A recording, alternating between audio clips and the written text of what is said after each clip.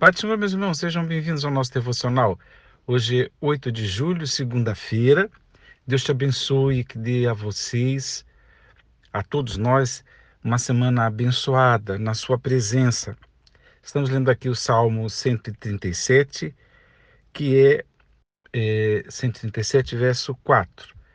Como, porém, haveríamos de cantar as canções do Eterno numa terra estranha? Então, esse salmo é muito fácil de saber o porquê dele, né? Que lamento é esse, que dificuldade é essa, porque ele pontua muito bem o tempo histórico, o recorte histórico. Foi quando o povo de Israel foi levado para o exílio babilônico e lá permaneceram. O remanescente permaneceu por 70 anos e os demais de Israel ficaram por lá para sempre, né? Muito provavelmente, essa prosa toda desse salmo aqui é por conta do remanescente, que não se ambientou, não se ambientaram, não, não tinham ali na terra do exílio o seu prazer, a sua alegria, porque também tinham algumas coisas que para eles eram muito emblemáticas. A terra, terra de Deus, terra de Israel, que é assim que eles entendiam, o monte sagrado, o templo sagrado, porque para eles essa geografia, esse marco que é o templo, eram representações da presença de Deus. Então eles estão em um outro sistema e nós sabemos que Babilônia ela é plural em questões de religião, de chamado sincretismo, hoje a gente chama, né? Sincretismo religioso, era aberto a todas as possibilidades, a todos os deuses, e todos tinham liberdade. Então, Israel sempre foi influenciado, né, pelos seus vizinhos enquanto estavam na terra de Israel, e a vizinhança e os deuses pagãos da vizinhança influenciaram o comportamento e a fé de Israel. Muitas vezes, um dos motivos que veio esse castigo, esse exílio, tem a ver com esse pecado recorrente. É interessante como Deus tratou, porque aquilo que eles não conseguiam evitar é, enquanto estavam na terra, puderam evitar ou aprenderam a lição quando estavam no exílio. A cura para a idolatria veio nesse período. E é interessante que o remanescente, eu penso ser o remanescente porque os outros não voltaram. Sentiam saudades porque finalmente, agora fora da terra, puderam pensar um pouco mais e valorizar um pouco mais os significados de ser o povo de Deus, o povo da aliança, de ter uma terra que foi dada por promessa, por ter uma ascendência do pai Abraão e a forma milagrosa como Israel veio ao mundo e de como Deus cuidava e de como eram as guerras de Israel e todos aqueles detalhes. Então a saudade da condição do pertencimento da terra e da condição espiritual que eles nem sequer souberam aproveitar por ocasião antes do exílio, agora virou saudade, né? E é uma saudade que lhes aperta, mas por causa dos significativos, ou dos significados, perdão, do que eles deixaram para trás, né? E, e aí tem é só um detalhe, né?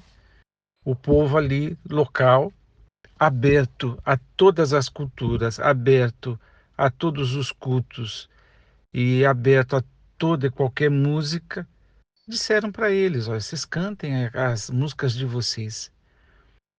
Mas aí, quando é que as músicas, posso dizer, os salmos eram cantados? Em que ocasião? Ocasião litúrgica, de culto. E aí, quando alguém diz, faz algo tão sagrado, e eles pensam, mas nós estamos longe do templo, longe daquela experiência, longe daquele privilégio, e aí foram lágrimas, né? A saudade apertou. Aqui, acredito eu, é um misto também de arrependimento, né? De deles pensarem o que que a gente desperdiçou, né? E não dá para cantar aqui, né? Esse salmo, se a gente quiser aplicar na nossa vida nos dias de hoje, a gente pode, uma vez que Jesus deixou o lugar de adoração como qualquer lugar, né?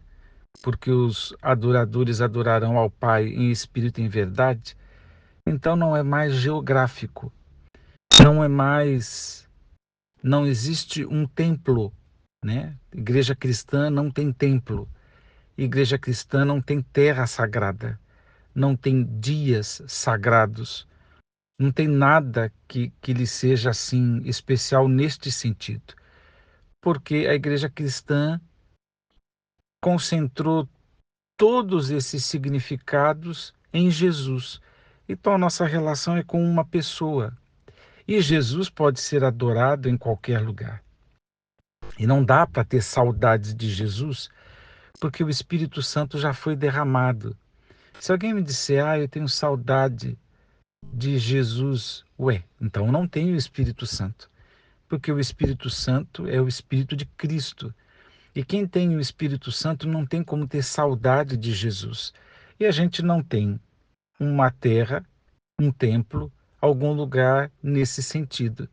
Então o que eu gosto de analisar, peguei pesado, né? De pensar aqui com os irmãos, é de como não dá para misturar ou banalizar o sagrado, Cristo em nós, né? É, e expressar de forma banal, porque Babilônia também é uma representação do sistema do mundo, do sistema da impiedade, da confraria dos homens com Deus de fora, né? Então não dá para a gente pegar aquilo que é santo, né? A nossa comunhão com Cristo e toda a representação e vida, né?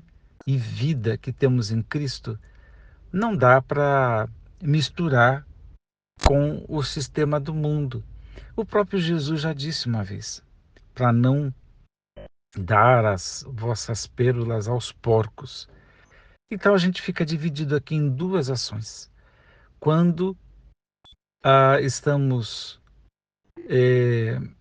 no mundo, uma possibilidade é evangelização, né? Porque ao invés de termos saudade de um lugar, agora estou falando geograficamente. Então, quando estamos no mundo, em qualquer lugar, tem a possibilidade da evangelização. Quando é que ela é refreada? Quando o sistema for de uma impiedade tão grande que quer banalizar o que somos e o que fazemos, e quando percebemos que o que se pede a nós é para desvalorizar, ou é para zombar, ou é para escarnecer de Jesus, aí nos calamos. Mas na minha reflexão aqui, não dá para ter saudade de um lugar, porque não temos um lugar, nós temos Cristo. E não dá nem para ter saudade de Cristo, porque nós temos o Espírito Santo. Agora, o que eu penso aqui é, na nossa condição em Cristo Jesus, é só saber que quando nós temos ouvintes, gente interessada, gente sedenta pela palavra de Deus, então falamos.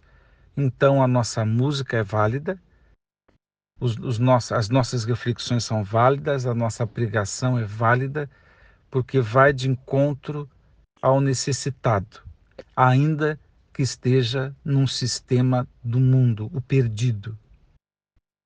Agora, quando a gente vê que é para banalizar, aí nos calamos. Então, você vê que o ardor aqui é tão grande que a questão é com Jerusalém, que eu não posso me esquecer de Jerusalém. Por quê? Porque Jerusalém é representação da presença de Deus. Paralise a minha mão direita. É um exagero no falar, né? Pegue-se se a minha língua ao céu da boca, se eu não me recordar de ti. Está falando de Jerusalém. Se não elevar Jerusalém acima das minhas maiores alegrias.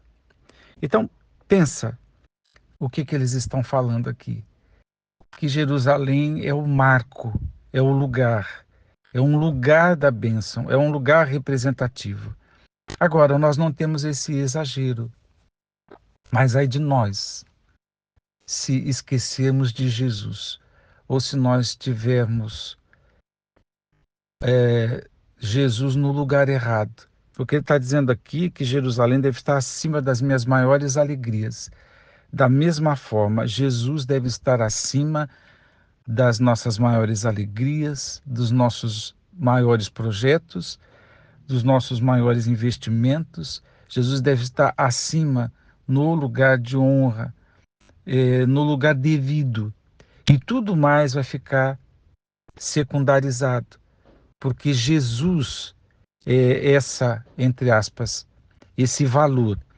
Repito, não dá para ter saudade de Jesus porque nós temos o Espírito Santo, mas dá para pensar em Jesus com essa característica de pensar que Ele está acima de tudo.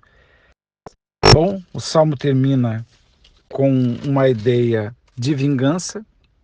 Isso aqui é coisa da antiga aliança, porque eles entendiam que os inimigos de Israel eram inimigos de Deus, então pedir para Deus fazer vingança era comum e celebrar a desgraça, a morte de inimigos era comum, mas em Cristo Jesus nada disso é possível.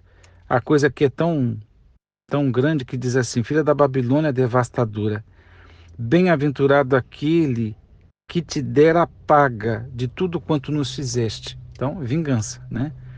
Feliz aquele que agarrar os teus descendentes e os despedaçar contra a rocha.